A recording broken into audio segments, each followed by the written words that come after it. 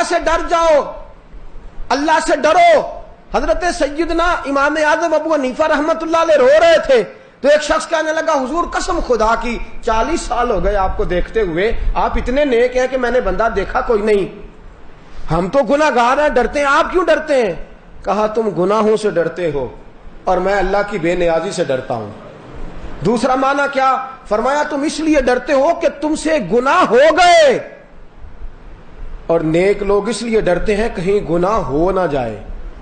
تم اس لیے ڈرتے ہو کہ گناہ ہو گئے، اور ہم اس لیے ڈرتے ہیں کہیں ہو نہ جائیں، تڑپتے ہیں، روتے ہیں، آہوزاریاں۔ عجیب حدیث، نبی کریم کی بارگاہ میں حضرت جبرائیل امین علیہ السلام حاضر ہوئے۔ جناب جبرائیل آئے تو نبی پاک صلی اللہ علیہ وسلم نے کہا جبریل ایک مسئلہ تو بتا، تو 7 وقت گزارتا ہے، میں نے جناب میکائیل علیہ السلام کو کبھی ہنستے ہوئے نہیں دیکھا۔ توجہ ہے آپ کی؟ جاگیے گا ذرا، میں نے حضرت میکائیل علیہ السلام کو کبھی ہنستے ہوئے، حضرت میکائیل فرشتے ہیں، معصوم ہیں، پر ہنستے نہیں۔ حضور نے جناب جبریل سے پوچھا تو وہ بھی رو پڑے۔ کون رو رہا ہے؟ یہ دو کون ہے؟ کون ہے؟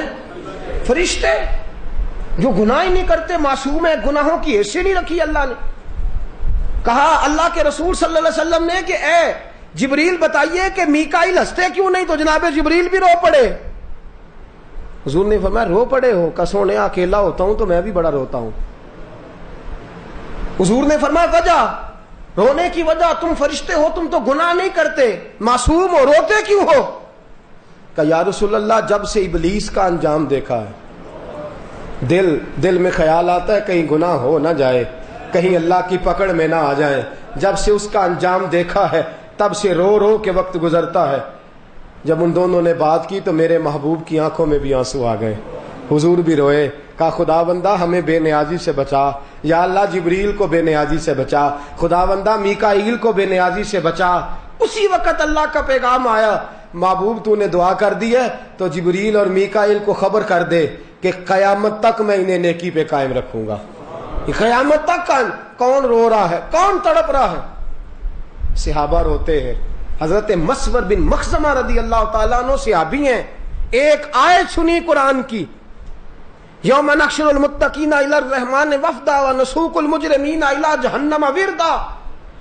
جو نیک اور پرہیزگار ہوں گے قیامت کے دن سواریوں پہ بٹھا کے لے جائے جائیں گے، اور جو اللہ کے مجرم ہوں گے ونسوق المجرمین الی جہنم وردا، فرشتے لاٹھیاں پکڑ لیں گے، اور جس طرح بھینس کو، گدھے کو، گھوڑے کو پیچھے سے مارا جاتا ہے اس طرح مار مار کے جہنم میں لے کے جائیں گے۔ حضور کے صحابی مسور بن مخزمہ رضی اللہ تعالیٰ عنہ نے آیت سنی تو چیخ ماری، کہنے لگے یا رب معاف کر دے، میں تو مجرم ہوں، میں مجرم ہوں، آقا مجھے ساتھ لے لو، کہ رستے میں ہیں جا بجا تھانے والے، یا اللہ میں متقی نہیں، میں مجرم ہوں۔ چیخ ماری، روح پرواز کر گئی، خدا کے خوف سے جان ہی نکل گئی۔ یہ ان لوگوں کا حال ہے جو بڑے پرہیزگار تھے۔ ہم اس لیے آج روتے نہیں کہ ہمارے دل ہی سخت ہو گئے گناہ کر کر کے، ہمارے اندر کی سختی نے ہماری روح کو میلا کچالا کر دیا، سینے میں دل کی جگہ پتھر آ گیا۔ ہمیں بچہ نہ ہو تو رو پڑتے ہیں، پیسے نہ ہو تو رو پڑتے ہیں، عید پہ کمائی نہ ہو تو رو پڑتے ہیں، اولاد بات نہ مانے تو رو پڑتے ہیں، عزت چلی جائے تو رو پڑتے ہیں، اپنے ذاتی دکھوں سے رو رو کے بحال ہو جاتے ہیں۔ لیکن دوستو ہمارے گناہوں نے ہمیں اس قدر دل ہمارے گدلے کر دیے ہیں، میلے کر دیے ہیں کہ دوستو اب ہمیں خدا خوف خدا میں رونا نہیں آتا۔ سوتے خشک ہو گئے ہیں، آنکھیں ہیں کہ وہ تھرا گئی ہیں، پتھرا گئی ہیں، لیکن ہمارے سینوں سے نکل گئی وہ بات۔ حضرت ابو بکر صدیق کا غلام ایک روٹی کا لقمہ لا کے کھلا دیا۔ بعد میں اس نے کہا کہ حضرت جی میں منتر جنتر پڑھا کرتا تھا، اس کمائی کے یہ پیسے تھے۔ حضرت صدیق اکبر کتنا لقمہ ناجائز کھا لیا؟ بولیے گا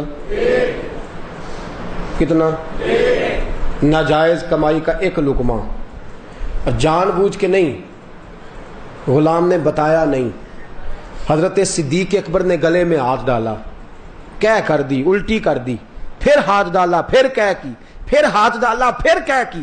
صحابہ کہتے ہیں خون آنے لگا گلے سے، حضرت جی بس بھی کریں، بس بھی کریں. بلایا حضرت عمر کو، حضرت عثمان کو، شیر خدا مولا علی کو، صحابہ کو اکٹھا کر کے صدیق اکبر نے بٹھا لیا. کہا یارو چند قطرے ناجائز میرے اندر چلے گئے ہیں، مجھے پتا نہیں تھا، مل کے دعا کرو میرا رب مجھے معاف کر دے. سارے مل کے دعا کرو میرا رب مجھے معاف کر دے. سارے دعا کرو. میں نہیں ساتھ دے سکتا، اللہ کی بارگاہ میں کھڑے ہونے کی طاقت نہیں رکھتا. دوستو ذرا سارے ملو، دعا کرو میرے لیے. صحابہ لاکھ دلیلیں دیتے ہیں، حضور آپ نے کون سا جان بوجھ کے کیا، وہ تو غلام لایا تھا، اس کو بتانا چاہیے تھا، اس نے بتایا نہیں. حضرت جی کوئی غلطی والی؟ کہا نہیں، مجھے پہلے پوچھنا چاہیے تھا، مجھے تحقیق کرنی چاہیے تھی، میری غلطی ہے، دعا کرو اللہ مجھے معاف کر دے. یہ ابو بکر صدیق کا حال ہے. فاروق اعظم گھوڑے پہ جا رہے ہیں، سفر ہو رہا ہے، باتیں ہو رہی ہیں، ساتھ بھی ایک گھوڑے والا ہے. اچانک ایک آدمی نے آیت پڑھی وَلِمَنْ خَافَ مَقَامَ رَبِّهِ جَنَّتَانِ، جو اللہ کے سامنے کھڑے ہونے سے ڈرے گا اللہ 2 جنتیں عطا کرے گا. حضرت سیدنا فاروق اعظم دھڑام سے زمین پہ گرے، بے ہوش ہو گئے. گھر گئے تو بیمار ہو گئے. لوگ تیمارداری کرنے جاتے ہیں، پوچھتے ہیں حضرت جی بیماری کیا ہے؟ کہنے لگے گناہوں کا بیمار ہوں، گناہوں کا بیمار ہوں. کہا حضرت جی دعائی استعمال کریں. کہا میرے لیے دعا کرو اللہ مجھے معافی دے دے. اگر عمر کو پتا چل جائے کہ خدا نے بخش دیا ہے تو عمر تندرست ہو جائے گا. حضرت عبداللہ ابن عمر کہتے ہیں میرے ابا جی پہلی صف میں کھڑے ہو کے نماز پڑھاتے تھے، عذاب کی آیتیں آتی تو اتنا روتے تھے کہ 4تھی صف تک رونے کی آواز جاتی تھی. میری اور تیری آنکھیں خشک کیوں ہیں؟ عمر کو تو میرے نبی نے کہا تو جنتی ہے، عمر فاروق کو تو حضور نے فرمایا تیری زبان پر رب بولتا ہے. عمر فاروق کو اللہ کے رسول نے فرمایا میرے بعد نبی ہوتا تو ہوتا. تو سارا دن رو کے گزار دے. ہمیں بھی تو ٹٹول کے دیکھنا چاہیے نا نامہ اعمال میں کیا ہے، سوائے باتوں کے، سوائے دعووں کے، سوائے جھوٹی دلیلوں کے، سوائے ہماری زبان کی تیزی کے اور ہماری جھوٹی امیدوں کے کوئی چیز پلے نہیں. لیکن آنکھیں خشک ہیں، دل سخت ہیں، سوتے ہیں ہمارے کہ وہ اجڑ چکے ہیں، دل کی بستیاں ویران ہو چکی ہیں. جو خدا کے سامنے کھڑا ہونے سے ڈرتا نہیں دنیا میں بھی پریشان ہے، آخرت میں بھی ڈرایا جائے گا.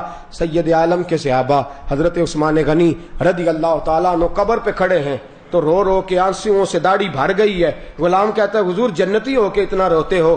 فرمایا میرے حبیب نے فرمایا کہ قبر آخرت کی منزلوں میں سے پہلی منزل ہے، جو یہاں کامیاب ہو گیا آگے بھی کامیاب ہو جائے گا. مولا علی شیر خدا مولا کائنات، من کنت مولا فہذا علی مولا. حضرت علی المرتضیٰ خزانے کا مال سارا بانٹ دیا غریبوں میں، سارا بانٹ دیا، سارا کچھ دے دیا، خالی خزانہ کر کے 2 رکعت نماز نفل پڑھ کے شیر خدا نے داڑھی پکڑ لی اور پکڑ کے کہا مولا مال میں نے سارا بانٹ دیا ہے، لیکن اگر پھر بھی کوئی خطا ہو گئی ہو تو علی کو معاف کر دے. یا اللہ اگر علی پھر بھی بھول گیا ہو، خدا بندہ اگر علی سے پھر بھی خطا ہوئی ہو تو اللہ معاف کر دے، اور جو کہے کہ مجھ سے غلطی ہوئی اسے معاف کر دینا چاہیے. عزیز ساتھیو اللہ کے بندے ہیں، اللہ سے ڈرتے ہیں. ساری دنیا میں 11ویں پکتی ہے، لوگ غوث اعظم کرتے ہیں، ولیوں کا امام کہتے ہیں. حضرت ابو علی ہیتی کہتے ہیں حرم شریف میں پتھروں پہ سر رکھ کے میں نے ایک شخص کو روتے دیکھا اور وہ تڑپ تڑپ کے کہہ رہا تھا خدا بندہ قیامت والے دن یا تو میرا حساب نہ لینا، اگر لینا ہے تو مجھے اندھا کر کے اٹھانا، اس لیے کہ جب تیرے نیک بندوں کے سامنے میرا دفتر اعمال کھلے گا تو مجھے بڑی شرم آئے گی. جب مصطفیٰ کریم کے سامنے میرے گناہوں کے پردے چاک ہوں گے تو میں پانی پانی ہو جاؤں گا. یا اللہ اول تو حساب نہ لینا، میں قابل نہیں، اگر حساب لینا ہے اندھا کر کے اٹھانا، مجھے آنکھیں نہیں چاہیے. اقبال کیا کہتا ہے؟ اقبال کہتا ہے تو غنی از ہر دو عالم من فقیر، روز محشر عذر ہائے من پذیر، گر تمی بینم حسابم ناگزیر، از نگاہ مصطفیٰ پنہا بگیر. اقبال کہتا ہے مولا تو غنی ہے، دو عالم کا غنی ہے، میں فقیر ہوں، تو غنی از ہر دو عالم من فقیر، روز محشر عذر ہائے من پذیر. مولا اول تو میرا عذر مان لے، قیامت میں مجھ سے حساب نہ لینا، گر تمہیں توجہ ہے بات کی سمجھ آ رہی ہے؟ اقبال کہتا ہے گر تمہیں بینم حسابم ناگزیر. یا اللہ اگر ضروری حساب لینا ہوا اگر ضروری ہو گیا از نگاہ مصطفیٰ پنہا بغیر، تو یا اللہ پھر ذرا نبی پاک کی آنکھوں سے اوجھل کر کے لینا، مجھے بڑی شرم آئے گی، مجھے حضور سے بڑی حیا آئے گی، ایسا با کمال نبی اور ایسے برے اعمال والا امتی از نگاہ مصطفیٰ پنہا بغیر، یا اللہ ذرا حضور کی نظروں سے اوجھل کر کے، یا اللہ ذرا حضور کی نظروں سے اوجھل کر کے۔ جاگ رہے ہیں آپ لوگ؟ میں اکثر آپ سے کہتا ہوں میں نعرے والا موضوع بھی رکھ سکتا ہوں، آپ بڑے نعرے لگائیں گے، آپ جاگیں گے، لیکن میں چاہتا ہوں دوستو کہ کچھ وہ بھولی ہوئی ہمارے بزرگوں کی یادیں، وہ باتیں جو ہمارے بزرگوں میں تھی ہم میں نہیں رہی، ہم ذرا یاد کریں۔ شیطان کا عید ہے، رمضان کا مہینہ ہے، جمعے کا دن ہے، مجھ سا بے عمل آدمی شاید کوئی دنیا میں دوسرا نہ ملے، لیکن دوستو چاہتا یہ ہوں کہ کوئی بات شیطان کے قید ہوتے ہوتے دل سے ٹکرا جائے، اور کوئی ایسا موقع آئے کہ تاثیر بن کے بات اترے دل میں، اور ہم بھی خوف خدا حاصل کرنے والے بن جائیں۔ دوستو توجہ کرنا، ذرا جاگیے گا سارے، میری بات کی سمجھ آ رہی ہے؟ باہر تک میری آواز ٹھیک آ رہی ہے؟ دوستو بڑی قابل توجہ بات، بڑی قابل غور بات، حضرت سیدنا اسماعیل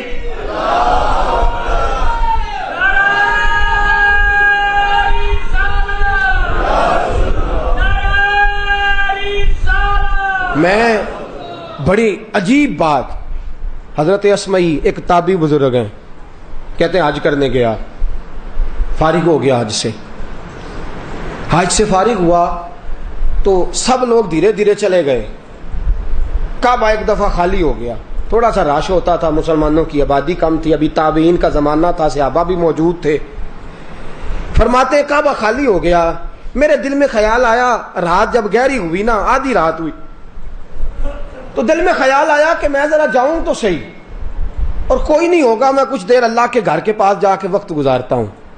حضرت اسماعیل رحمت اللہ علیہ تابعی ہیں، صحابہ کے شاگرد ہیں، کہتے ہیں میرے دل میں خیال آیا کہ ذرا جا کے نا میں وقت گزاروں اور کعبے کے پاس تنہائی میں عبادت کروں، لوگ جا چکے ہیں۔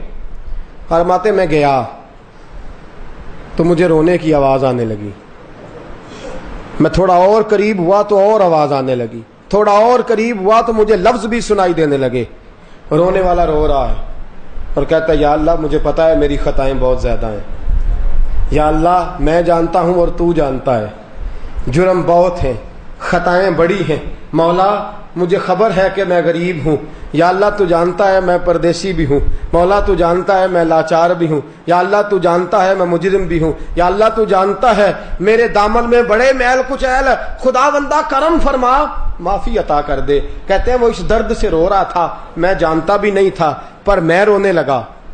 حضرت اسماعیل کہتے ہیں میں اسے جانتا نہیں، مجھے پتا نہیں کون ہے، میں رونے لگا، اور میں نے کہا کہ وہ مست ہے خدا کے ساتھ، مجھے دخل اندازی نہیں کرنی چاہیے، دور کھڑے ہو کے میں روتا ہوں اور دعا کرتا ہوں یا اللہ اگر وہ معافی مانگ رہا ہے تو اسے معاف کر ہی دے، یا اللہ اگر وہ رو رہا ہے تو نظر کرم کر دے، یا اللہ اگر کوئی خطا ہو ہی گئی ہے تو خدا بندہ تو بخش دے۔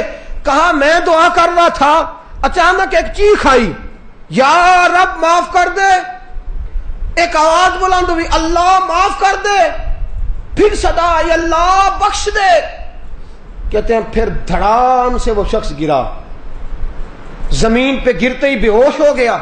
کہتے ہیں میں دوڑ کے گیا اور جا کر کے میں نے دیکھا کہ اس کی زلفیں اس کے چہرے کے اوپر آ گئی ہیں۔ فرماتے ہیں میرے دل میں خیال آیا کوئی بڑا گناہگار ہے جو اتنا رو رہا ہے۔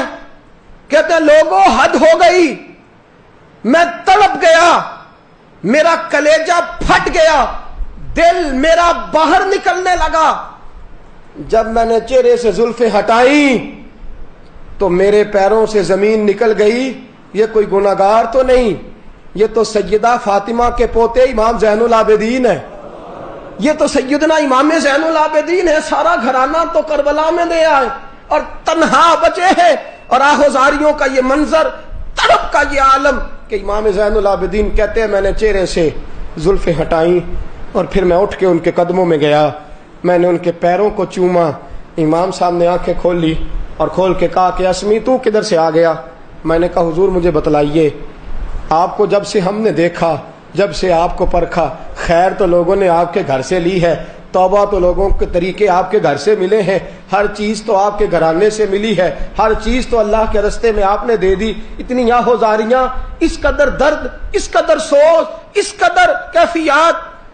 تو حضرت اسمعی رحمۃ اللہ علیہ فرماتے ہیں سیدنا امام رضی اللہ تعالیٰ عنہ کہنے لگے اسمعی تو دعا کر خدا مجھ سے حساب نہ پوچھے، تو دعا کر اللہ مجھ سے حساب نہ لے، رضا سے تو کیا حساب لے گا، رضا بھی کسی حساب میں ہے۔